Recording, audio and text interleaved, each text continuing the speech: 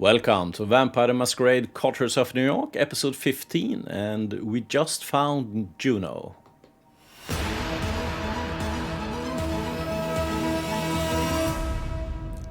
Welcome, I'm King Priam by night, we're playing Thane the Toreador, and Agathon has been tasking us to find some research notes, and finally we're at the conclusion. We found Juno at the abandoned warehouse. Let's see what happens. Maybe it's your imagination, but it almost feels like the water inside is emitting a wan red light of its own. Juno, you have to stop. Hand me the notes. Oh, Agathon, you're such an idiot. This is beyond you now. I'll give you one last chance. Come with me. Forget Ailing and her power games. Join me and you can become your own man. What? Agathon seems gently flabbergasted at this suggestion. Hand over the notes. Don't listen, Agathon. Who's your contact, Juno? Let's see if we can prod her with this one. It seems like she maybe gonna let something of the mystery unfold. Who's your contact, Juno? Who were you talking to?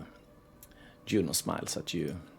That's a good question. I guess Aileen Sturbridge doesn't go around trumpeting the fact that the old hierarchy doesn't hold a monopoly on Tremere power anymore. There are other forces out there, and I'll join them. Juno picks up a bulging old folder from a chair inside the ritual circle. If this dumbass has any brains, he'll join me. No, and I'm not for the clan, but for my family. My real family. Juno sighs. She doesn't look surprised at Agathon's refusal to come with her. I would have felt badly if I hadn't offered you the chance. Come back to the chantry with me, Juno. Talk to Ailing, and you see that this is not a good idea. You glance at Agathon with concern. You're no sorcerer, but the idea of fighting Juno in the middle of her ritual circle doesn't seem like a good idea. 2 words. Fuck you. Tell Juno to listen to Agathon. Presence, the mind game. Please, just give us the notes. Or Celerity, grab the notes from Juno. We are quick, and Tremere has shown they are not. Maybe let's do some hand-eye coordination, some pickpocketing. Let's see if that works. While Juno's attention is focused on Agathon, you lunge at her. She doesn't even have time to blink before you grab the folder from her and keep speeding out of the building. You don't look back, and you anxiously await Agathon's return by his car. It's only after a few minutes that he emerges from the warehouse, looking worse for wear. He nearly stumbles out, clearly in pain, and you see that his skin has turned to an ashy, unhealthy color. He looks at you with a smile nonetheless. His voice is a croak. She got away. The notes. You point to the folder. Good job. You see, he's beginning to recuperate from whatever happened inside, but as you take off, his driving is even more careful than usual, each move making him wince in pain. You sit in silence as Agathon drives you back to Manhattan. Traffic in the small hours is mercifully slight. You consider your next words. What will happen to her? Did she join Tremere rebels? Can I have a peek at the notes? Well, let's see. Because of the political game in Vampire the Masquerade and clans and everything like that, let's see if we can get some notion of what's happening behind the curtains. Did she join Tremere rebels? Is there even such a thing? There is. It was formed by a woman called Karna. We used to be pretty monolithic, but not anymore. I suppose Juno would be happy with them if they accept her now that she's failed. You reach the occult bookstore, and after Agathon parks the car, you head inside. You climb to the second floor to find Ailing Sturbridge waiting for you. She looks surprisingly casual for someone with such power. You have good news, I hope. Yes, we have the notes. Agathon hands over the folder. Ailing Sturbridge caresses the cover with obvious joy. Wonderful, you did not disappoint. What of Juno? We were not able to stop her. She escaped. Well, no matter, Agathon, you proved yourself yet again, and Thane, looks like the pyramid has a good friend in you. Accept the compliment in silence? Does that mean you owe me? You'll get Juno in the end. Well, let's just accept the compliment. You nod, not saying anything. Agathon looks relieved. You leave the bookstore with praise ringing in your ears. Even the taciturn Agathon manages a smile. You have no idea what will happen with the notes, but you feel that you have reached an understanding with Agathon. Perhaps that's enough in this world of backstabbing and betrayal that you now inhabit. Nice. Okay, let's go to bed for the day.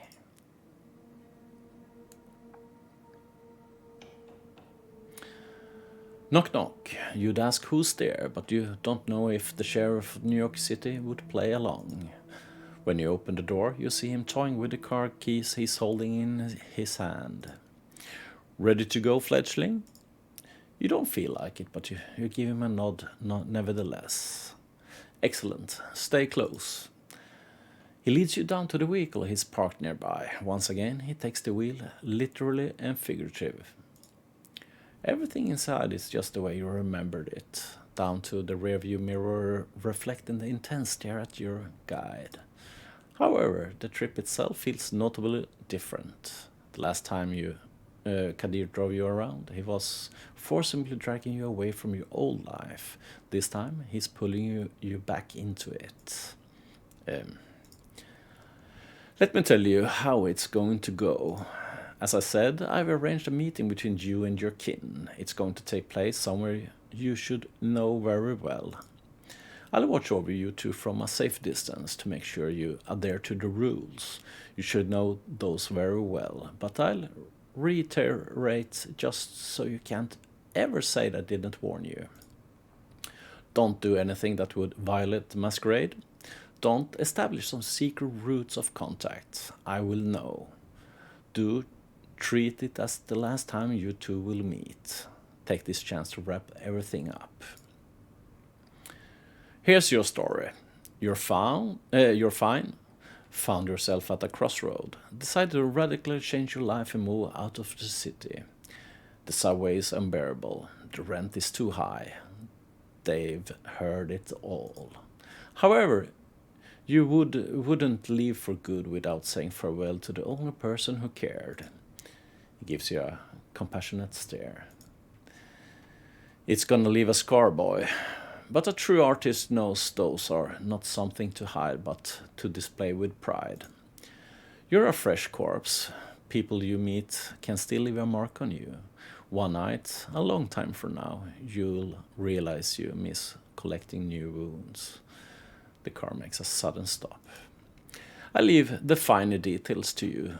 Just be so kind and don't make me regret it. You can sense he's going out of his way for you, but doesn't try to force you into gratitude by stating it plainly. If you know, you know. He'll see if you are worthy of his aid. We're here. You take a look around and recognize your destination.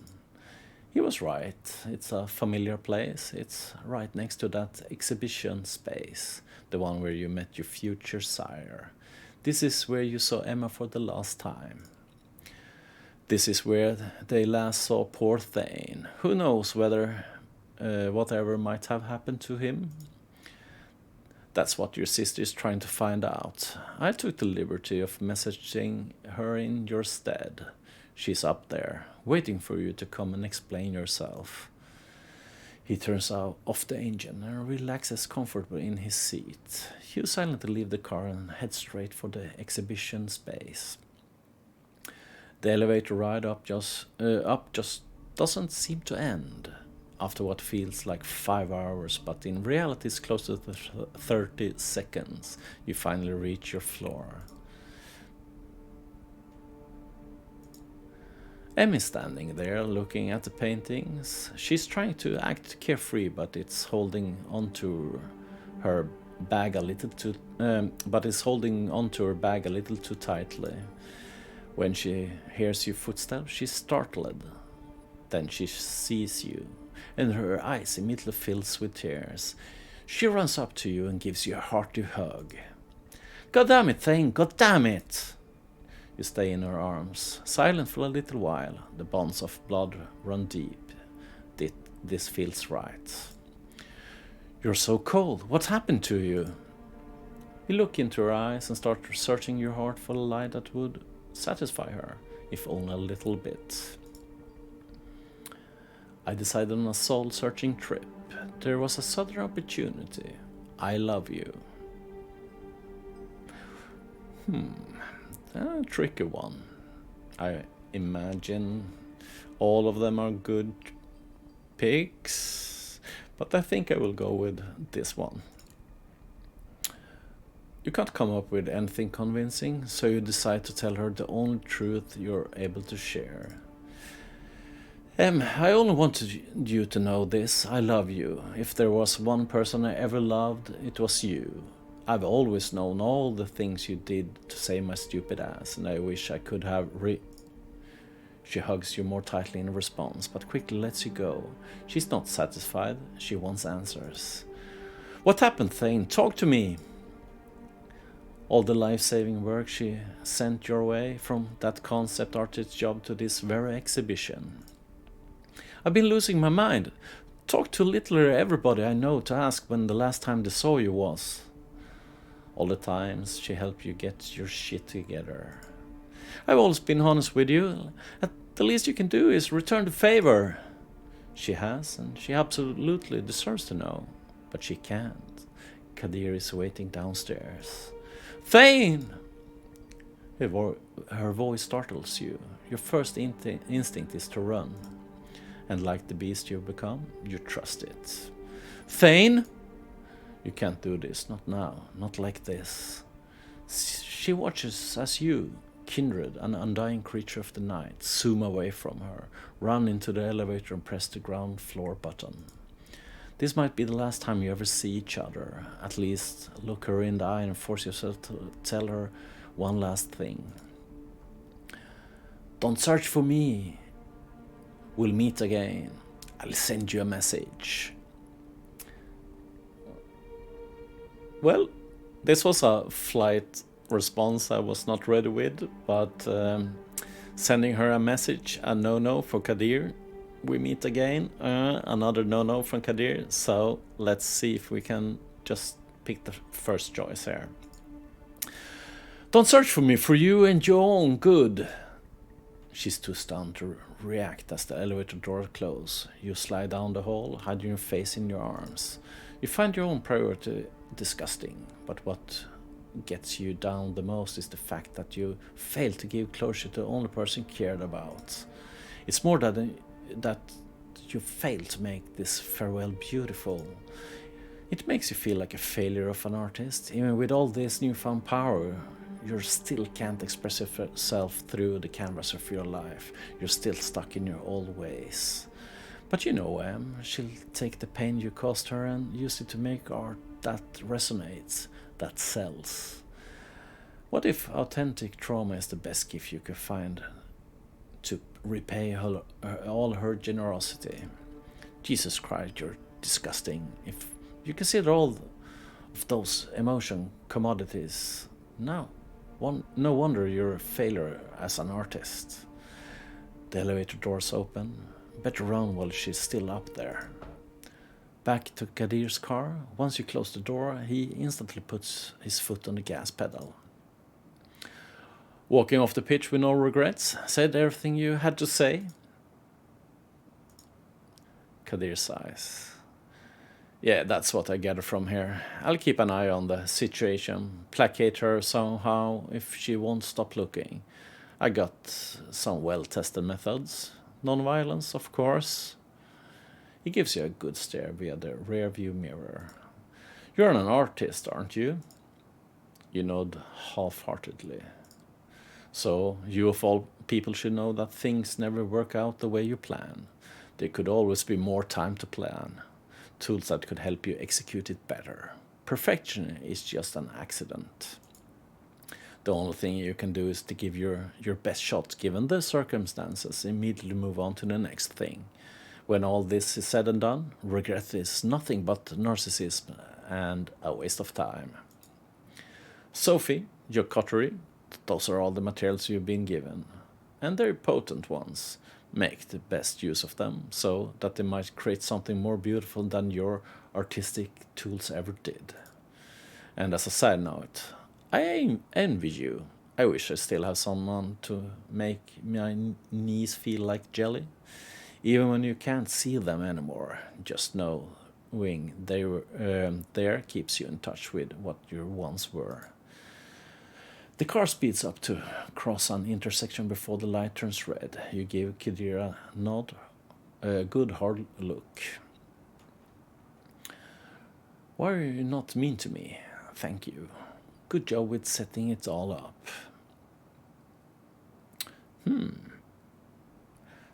Let's thank him, because he actually went out of his ways. Thanks. It doesn't feel like a, how do you call it, very vampire thing to say, but you can say it nevertheless. He's visibly taken aback, and his usual furrowed brow smooths out for a moment. Then he takes on a serious, slightly sorrowful expression. Don't suck up to me, kid. Mr. Bad Guy is still here, and without a doubt he'll go back to decapitating suckers like you anytime now. The car starts slowing down. We're here. You look out of the window and see your haven. Take care, I'll see you around. Just pray I don't have to see you too often. You leave the car and start walking to your haven, thinking about Kadir. Can't say you're fond of him, but with the welcome he gave you and all that. But after tonight you can't say you aren't either. You're gonna need some more time to understand him, that's for sure.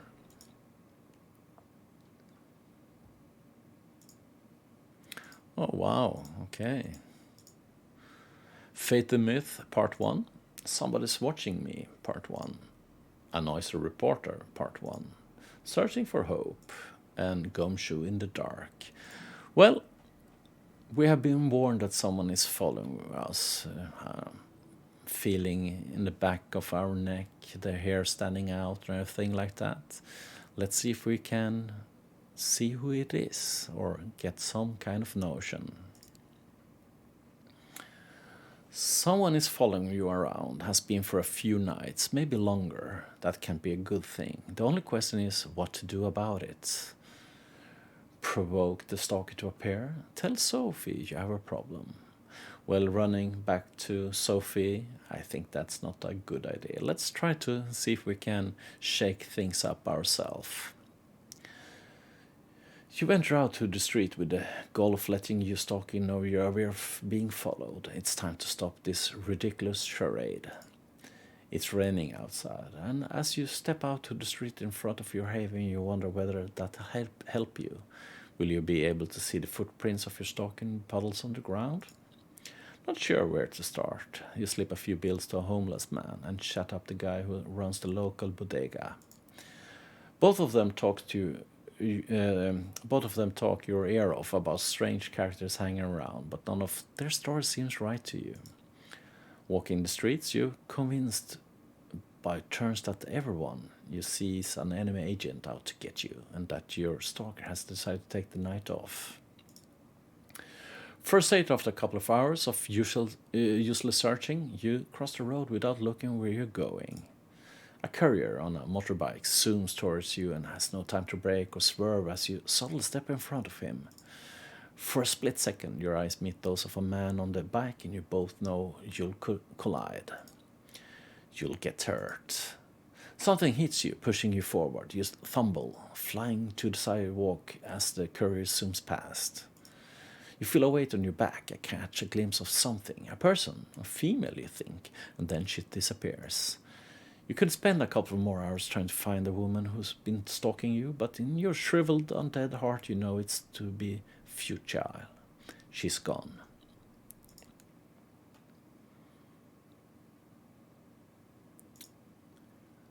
Let's take the rest for the day. and see what the next night brings.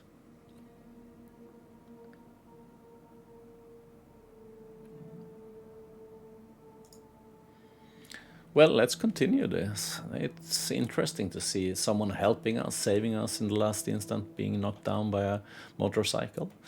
So, somebody's watching you, part 2. Last time you failed to resolve the situation with your stalker. You have to get a handle on that one way or another. You're in your haven when the intercom rings. Answering cautiously, you hear an older male voice. Hello, I'm calling because a friend asked me to come by and offer you my service. Who's this? What do you mean services? Who's this friend? Yeah, let's see what he means by services. What do you mean services? You know services, you know what I'm talking about? The man sounds strangely excited, breathing hard. Is this a sex thing? I need something to go on. You might have the wrong address. Well, he truly needs something to go on. I need something to go on. She told me not to talk about these things in public. I know you're one of them. Please, it's all right. I don't mind. You can drink from me, if you understand what I mean. A man you've never seen before is paying a visit to an apartment not many people know of, offering you to feed from him.